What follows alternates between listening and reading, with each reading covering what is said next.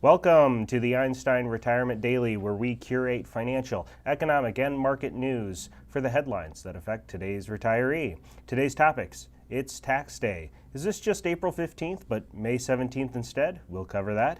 What's going on with unemployment, and what might it mean for your investment accounts? Is working killing you? CNBC article might make you think so. And on this Einstein Retirement Daily podcast, we don't care. It's just time to stop working and get retired. All this coming up. As always, we must mention that nothing that we say today should be construed as specific investment, legal, or tax advice. If you get any ideas from listening to this show, we're very honored for that. We really insist, though, that you work with a qualified investment, tax, or legal professional that knows your specific situation before you take any action based on what you hear today. Topic number one is taxes. It is tax day today, May the 17th.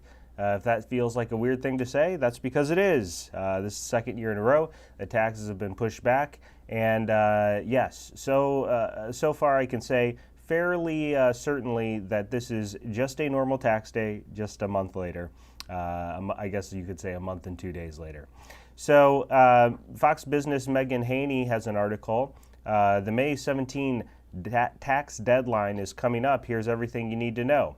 Now, there isn't a lot you need to know if you're familiar with how taxes run year to year, because there's not any major changes, but it's a good article, and of course, as always, we will link it in our description of the show. But tax day is today. So extensions.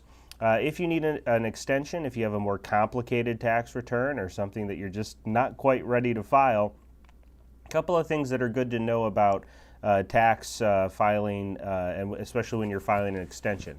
An extension is not an extension to pay. Okay, so do be aware that if you file an extension and you owe taxes and you don't pay those taxes today, most likely you're going to be assessed some late charges, maybe penalties or interest, if you are filing the extension to delay paying the taxes. So do be aware of that.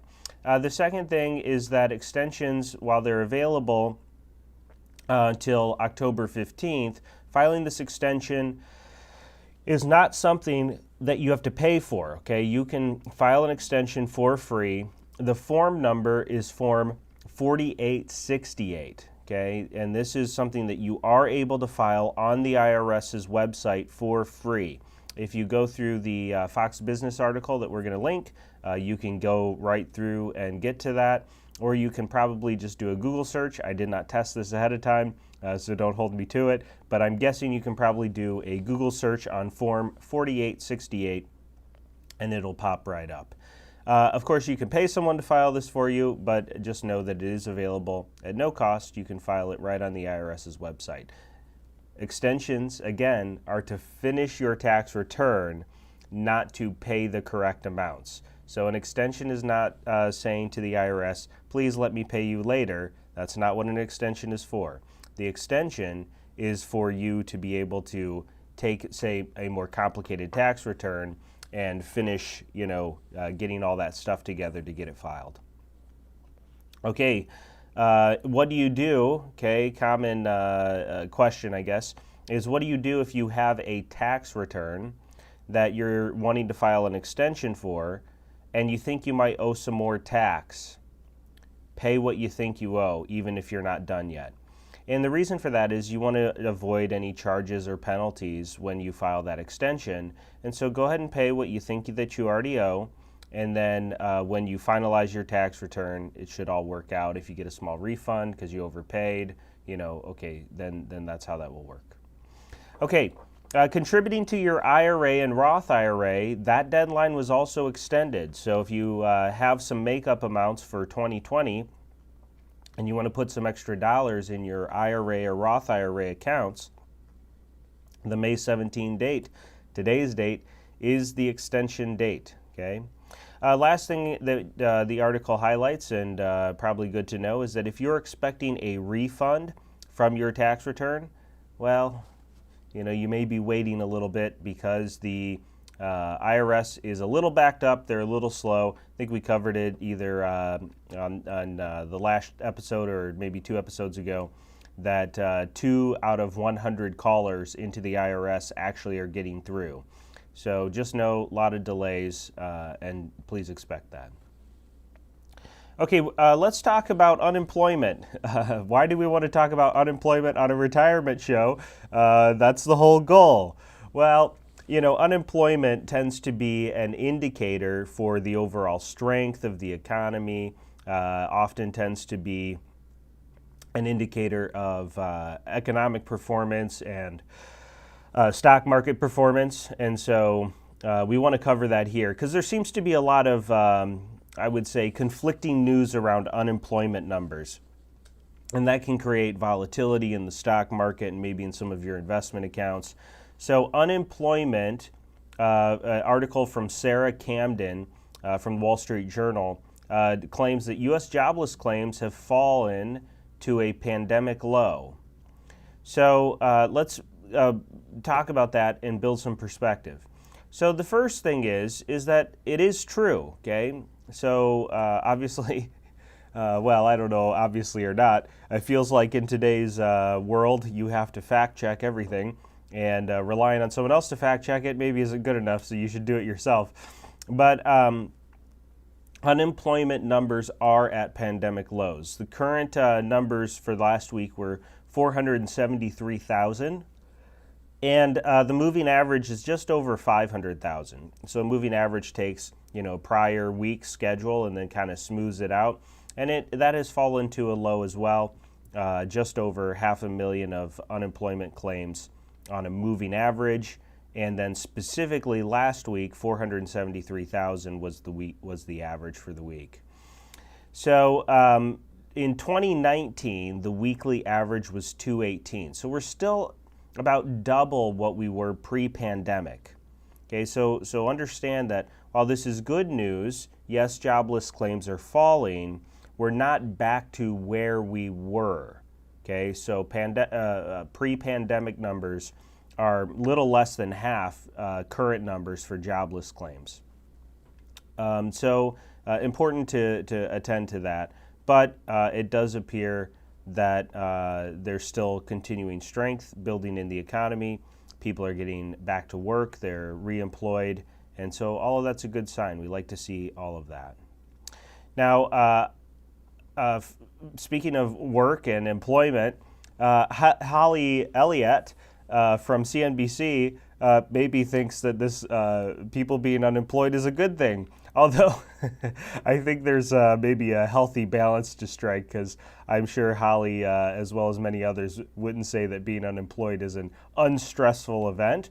But Holly Elliott's article from CNBC says, long working hours are killing 745,000 people per year, research finds.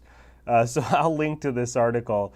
I'm not sure that I buy a lot of what's in this article. It leaves something to be desired.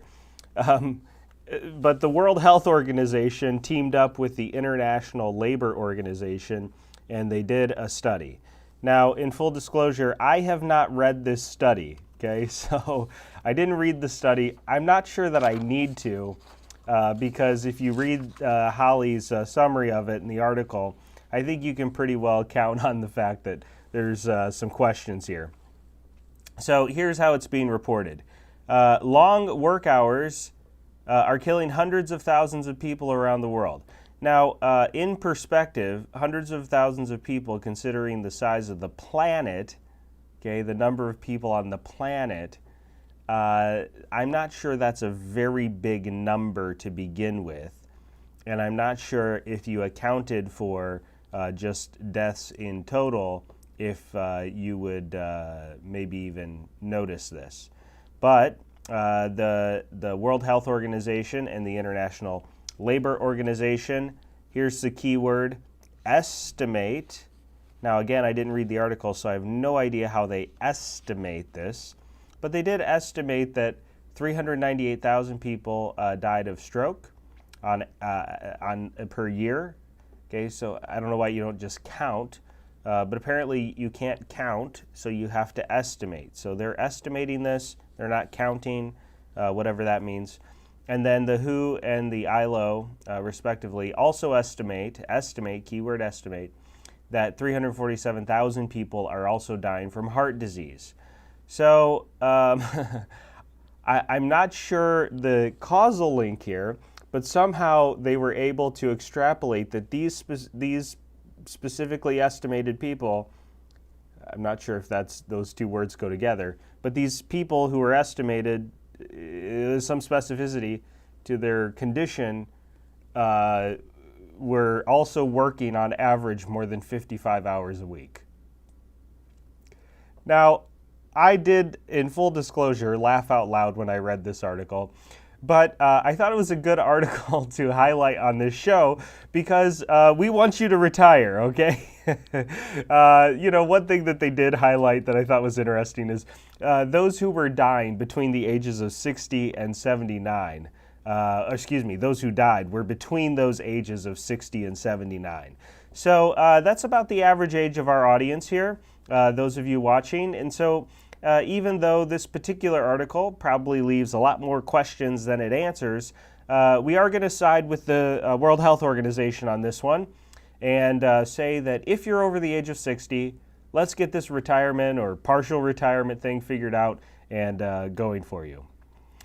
Okay, all articles will be linked in the description section on YouTube. If you're not already familiar, we would invite you to attend one of our hour-long retirement planning workshops. Either taxes or Social Security are the two we run the most, and we would love to see you at a future event. If you don't know how to sign up for an event, we would welcome you to find a sign-up link on our Facebook page. So you can go to Facebook and look up Einstein Retirement Workshops.